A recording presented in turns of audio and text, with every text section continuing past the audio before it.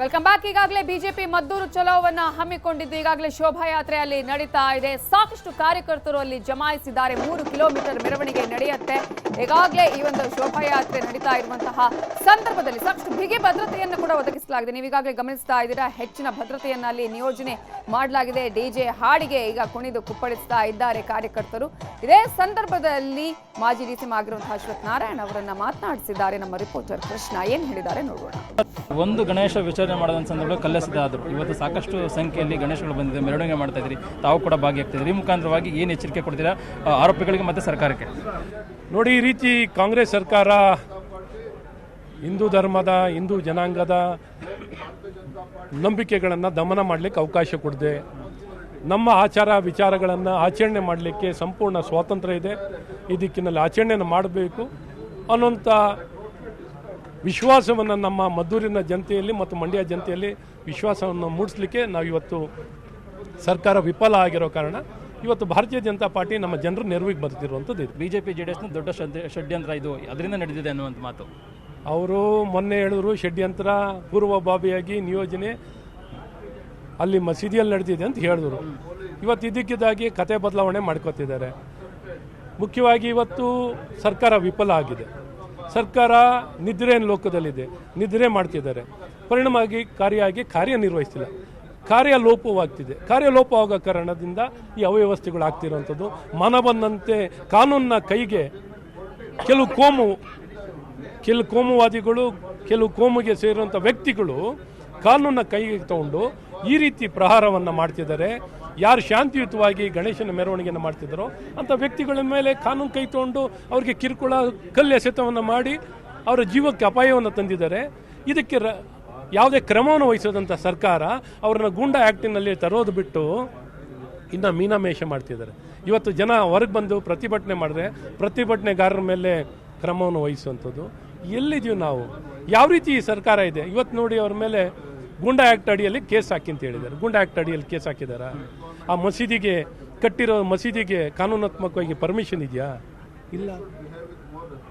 ಅಲ್ಲಿ ಕರ್ನಾಟಕ ಧ್ವಜಸ್ತಂಭವನ್ನು ಕಟ್ಟಿರೋದು, ಅದನ್ನು 3 ಕಟ್ಟಿರೋಂತೆ ಅದನ್ನು ಹೊಡೆದು ಹಾಕಿದಾರಂತೆ. ಈ ರೀತಿ ಏನು ಮನ ಬಂದಂತೆ ಈ ಸರ್ಕಾರ ಬದುಕಿದೆಯೋ ಸತ್ತಿದೆಯೋ ಜನಪರವಾಗಿ ಕೆಲಸವನ್ನು ಮಾಡದ ಕಾರಣ ಇವತ್ತು ಜನರ ರಕ್ಷಣೆಗೆ ಅವ್ರು ಹೇಳ್ತಾರೆ, ಅವರೇನಂದ್ರೆ ಸೋಂಬೇರಿಗಳಾಗಿದ್ದಾರೆ.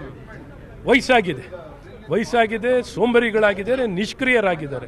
ಈ ನಿಷ್ಕ್ರಿಯ ಆಗಿರುವಂಥ ವ್ಯಕ್ತಿಗಳನ್ನು ಕಟ್ಕೊಂಡು ರಾಜ್ಯ ಆಡಳಿತ ಮಾಡಿ ಅಂದರೆ ತಮ್ಮ ಸುಖಲೋಕದಲ್ಲಿದ್ದಾರೆ, ಸುಖದಲ್ಲಿ ತೇಳ್ತಾ ಇದ್ದಾರೆ. ಜನರು ಪರವಾಗಿ ಕೆಲಸ ಮಾಡಿ ಅಂದರೆ ಕೆಲಸ ಮಾಡ್ತೀನಿ. പക്ഷേ ಕಾಂಗ್ರೆಸ್ ಶಾಸಕ ಸಂಗಮೇಶ್ ಅವರೇ ಮುಂದಿನ ಜನ್ಮ ಅಂತಿದ್ರೆ ನಾನು ಮುಸ್ಲಿಂ ಕಮ್ಯುನಿಟಿ ಆಗಿ ಹುಡುಗಬೇಕು ಅನ್ನೋ ಮಾತು ಎಲ್ಲಿಗೆ ಹೋಗ್ತಾ ಇದೆ ಅಂತ. ಇವರು ಈಗಲೇ ಮುಸಲ್ಮಾನರಾದರೂ ಆಗಲಿ, ಮುಂದಿನ ಜನ್ಮದಲ್ಲೂ ಹಾಕೊಳ್ಳಿ, ಎಲ್ಲರ ಹೋಗ್ಲಿ, ನಮಗೆ ಯಾಕೆ ಕಿರುಕುಳ ಕೊಡ್ತೀರ? ನಾವು ಯಾವ ನಂಬಿಕೆ ಇಟ್ಕೊಂಡಿದ್ದೀರೋ ನಮ್ಮ ನಂಬಿಕೆಗಳನ್ನ ಉಳಿಸ್ಕೊಳ್ಳೋಕೆ ಅವಕಾಶ ಮಾಡಿ ನೀವು ಎಲ್ಲರ ಹೋಗಿ, ನಿಮ್ಮ ವೈಯಕ್ತಿಕವಾಗಿ ಬಿಟ್ಟಿದ್ದು. ಆದರೆ ಇವತ್ತು ಪಾಕಿಸ್ತಾನ ಪರವಾಗಿ ಘೋಷಣೆ ಕೊಡುವಂಥ ದೇಶದ್ರೋಹಿ ಕೆಲಸ ಮಾಡೋಂಥವ್ರ ಪರವಾಗಿಯೂ ನೀವು ಬೆಂಬಲವನ್ನು ವ್ಯಕ್ತಪಡಿಸಿ ಹೇಳಿಲ್ಲ. ನೀವೇ ಇನ್ವೆಸ್ಟಿಗೇಷನ್ ಮುಂಚೆ ಹೇಳ್ಬಿಟ್ರೆ ಅಲ್ಲಿ ನೀಟಾಗಿ ರೆಕಾರ್ಡ್ ಆಗಿದೆ. ವಿಧಾನಸೌಧ ಮುಂದೆ ಆದಾಗಲೂ ಇದೇ ವಿಚಾರ ಆಯಿತು, ಇವತ್ತು ಇದೇ ವಿಚಾರ ಹೇಳ್ತೀರಾ.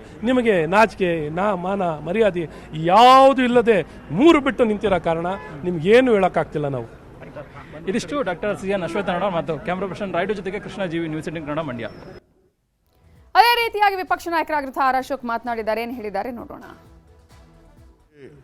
ಭಾಳ ಇಲ್ಲಿ ಹಿಂದೂಗಳಿಗೆಲ್ಲ ಒಂಥರ ಅತಂತ್ರ ಭಾವನೆ ಬಂದಿರೋ ಭಾವನೆ ಕಾಣ್ತಾ ಇದೆ. ಎಲ್ಲ ಮನೆಯಿಂದ ಹೊರಬರಕ್ಕೂ ಭಯ ಬೀಳುವಂಥ, ಭಯಭೀತವಾದಂಥ ವಾತಾವರಣವನ್ನು ಈ ಸರ್ಕಾರ ಸೃಷ್ಟಿ ಮಾಡಿದೆ. ಇದಕ್ಕೆ ಕೊನೆ ಆಡಿಸ್ಬೇಕು. ಈ ಥರದ ಘಟನೆಗಳು ಕರ್ನಾಟಕದ ಮೂಲೆಗಳು ನಡೀತಾ ಇದೆ. ಕರ್ನಾಟಕ ಎಲ್ಲೋ ಒಂದು ಕಡೆ ಪಾಕಿಸ್ತಾನ ಜಿಂದಾಬಾದ್ ಅನ್ನೋ ಒಂದು ಸೆಂಟ್ರ್ ಸಾತಾ ಇದೆ. ಮತಾಂತರಕ್ಕೆ ಅವಕಾಶ ಆಗುವಂಥ ರಾಜ್ಯ ಆಗ್ತಾ ಇದೆ.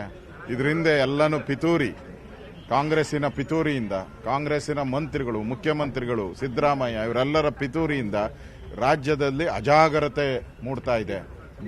ಎಲ್ಲ ಕಡೆ ಗಲಾಟೆಗಳು ಎಲ್ಲ ನಡೀತಾ ಇದೆ. ಇಷ್ಟಿದ್ರೂ ಕೂಡ ಸರ್ಕಾರ ಕಿವಿನೂ ಕೇಳಿಸಲ್ಲ, ಕಣ್ಣು ಇಲ್ಲ. ಇದೊಂದು ತಾಲಿಬಾನ್ ಸರ್ಕಾರ, ಮುಲ್ಲಾಗಳ ಸರ್ಕಾರ. ನೆಮ್ಮದಿ ಕೆಡಿಸಕ್ಕೆ ಬಂದಿದ್ದೀರಿ ಅನ್ನೋ ಮಾತನ್ನ ಮುಖ್ಯಮಂತ್ರಿಗಳು ಹೇಳಿದ್ದಾರೆ. ಬಿಜೆಪಿ ಅವರು ನೆಮ್ಮದಿ ಕೆಡಿಸಕ್ಕೆ ಬಂದವರು ಇಲ್ಲಿಗೆ ಅಂತ ಮುಖ್ಯಮಂತ್ರಿಗಳು ಹೇಳಿದ್ದಾರೆ. 2.5 ವರ್ಷ ಆಯ್ತಲ್ಲ ನೆಮ್ಮದಿ ಕೆಡಿಸಿ, ರಾಜ್ಯದ ನೆಮ್ಮದಿ ಕೆಡಿಸಿ 2.5 ವರ್ಷ ಆಯ್ತು. ಸಿದ್ದರಾಮಯ್ಯನವರು ನೆಮ್ಮದಿ ಇಲ್ದಂಗೆ ಬದುಕ್ತಾ ಇದ್ದಾರೆ ರಾಜ್ಯದಲ್ಲಿ. ಅದೇ ರೀತಿಯಾಗಿ ಈ ವಿಚಾರಕ್ಕೆ ಸಂಬಂಧಪಟ್ಟ ಹಾಗೆ ಡಿ.ಕೆ. ಶಿವಕುಮಾರ್ ಅವರು ಕೂಡ ಮಾತನಾಡಿದ್ದಾರೆ.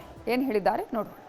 ಕೆಲಸ ಅವ್ರು ಬೇರೆ ಇನ್ನೇನಿಲ್ಲ. ಅಭಿವೃದ್ಧಿ ಕೆಲಸ ನಾನು ಆವತ್ತು ಹೇಳಿದ್ದೇನಲ್ಲ, ದೆಹಲಿಗೆ ಹೋಗ್ಲಿ, ದುಡ್ಡು ತಗೊಬರ್ಲಿ, ನರೇಗಾ ದುಡ್ಡು ಕೊಡಿಸ್ಲಿ, ಟ್ಯಾಕ್ಸ್ ದುಡ್ಡು ಕೊಡಿಸ್ಲಿ, ಕಾವೇರಿ ವಾಟರ್ಗೆ ಇದಕ್ಕೆ ಮೇಕೆದಾಟು ಪರ್ಮಿಷನ್ ಕೊಡಿಸ್ಲಿ, ಮಾದಾಯಿ ಪರ್ಮಿಷನ್ ಕೊಡಿಸ್ಲಿ ಅಂತ ಹೇಳ್ತಾ ಇದ್ದೀನಿ. ಫಸ್ಟ್ ಆ ಕೆಲಸ ಮಾಡಿ.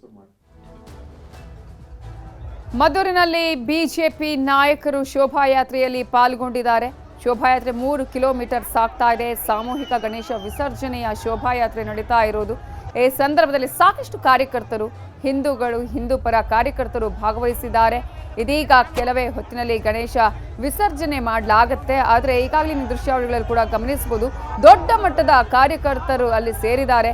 ಗಣೇಶ ವಿಸರ್ಜನೆಯ ಸಂದರ್ಭದಲ್ಲಿ ಬಿಜೆಪಿಯ ನಾಯಕರು ಕೂಡ ಅಲ್ಲಿ ಜಮಾಯಿಸಿರುವಂತಹ ಹಿನ್ನೆಲೆಯಲ್ಲಿ ಬಿಗಿ ಭದ್ರತೆ ಕೈಗೊಳ್ಳಲಾಗಿದೆ.